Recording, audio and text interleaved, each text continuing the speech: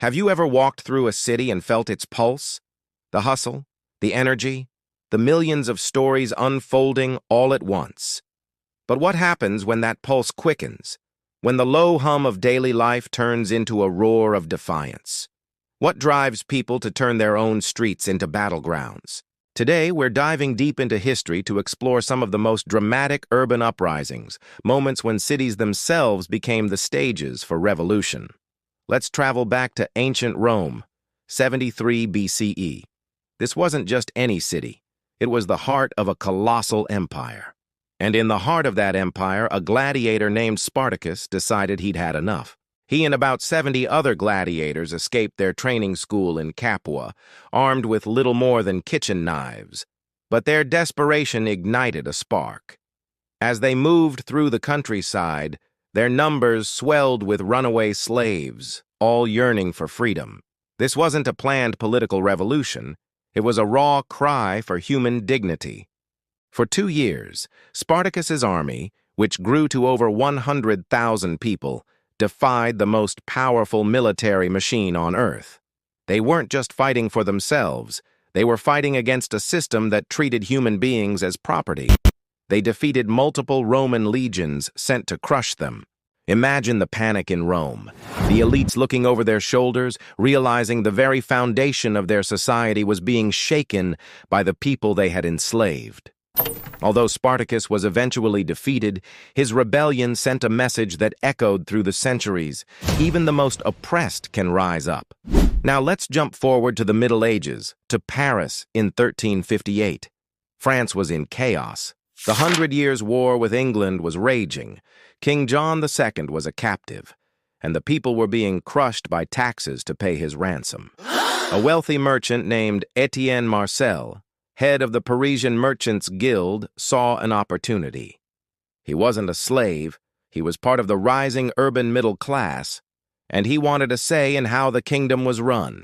Marcel led the Parisian populace in a dramatic uprising. They stormed the royal palace, confronting the young prince, the future King Charles V. In a shocking act of defiance, they killed 2 of the prince's marshals right in front of him. For a time, Marcel and the city of Paris effectively held the power.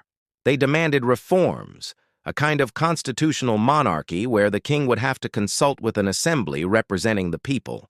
It was a radical idea for its time. This wasn't just a riot over bread prices. It was a sophisticated political movement born in the heart of the city, demanding a share of power. Though Marcel's revolt was eventually suppressed, and he himself was assassinated, it was a pivotal moment. It showed that cities were becoming powerful political actors, capable of challenging the absolute power of monarchies. Let's cross the English Channel to London, 1381. The Black Death had reshaped society, creating labor shortages and giving peasants a newfound sense of their own value. Yet the Crown imposed a series of deeply unpopular poll taxes. This was the final straw. A massive crowd of peasants from the surrounding counties, led by figures like Wat Tyler, marched on London. What's fascinating is how the city itself reacted. Some Londoners, particularly the poor, opened the city gates and joined the rebels. The revolt was explosive. The rebels burned down the Savoy Palace, one of the grandest in England. They targeted lawyers and government officials, destroying tax records and legal documents. It was a direct assault on the machinery of feudalism. Wat Tyler and his followers met with the young King Richard II, presenting a list of radical demands: the end of serfdom, fair rent, and a general amnesty. For a moment it seemed like they might succeed, but in a tense second meeting, Tyler was killed by the Lord Mayor of London. The rebellion fell apart without its leader, but its legacy was immense. Serfdom was on its way out, and the peasants' revolt accelerated its demise. It proved that when rural anger and urban discontent merge, they create a force that can bring a kingdom to its knees. Now let's journey to the New World, to New York City in 1712. This was a very different kind of uprising, rooted in the brutal realities of slavery in the American colonies. A group of enslaved Africans numbering around 24 met in secret. Armed with guns, swords, and hatchets, they set fire to a building on Maiden Lane. When white colonists rushed to put out the fire, the rebels ambushed them. This was an act of calculated desperation. Life for enslaved people in New York was incredibly harsh, and the promise of freedom was non-existent. Their revolt was a violent, desperate gamble for that freedom. The city was thrown into a state of terror. The militia was called out, and the rebellion was brutally crushed. The aftermath was horrific.